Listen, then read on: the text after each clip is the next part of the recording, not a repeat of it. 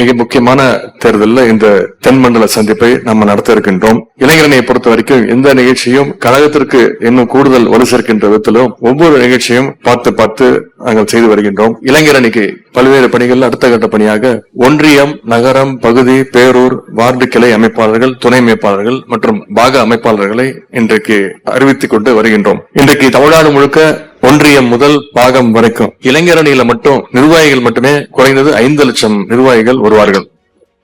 எந்த இயக்கத்திலும் எந்த அணிக்கும் இப்படி ஒரு சிறப்பு கிடைத்தது கிடையாது. குறிப்பா இந்த தெற்கு மண்டலத்தில் இருக்கக்கூடிய 58 தொகுதிகள்ல இளைஞரணி நிர்வாகிகள் நியமனம் தொடர்ந்து செய்யப்பட்டு வருகின்றது.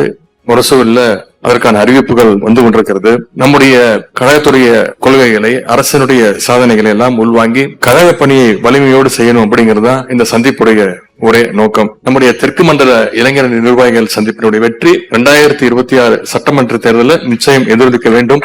வெல்வோம் 200, படைப்போம் வரலாறு என்று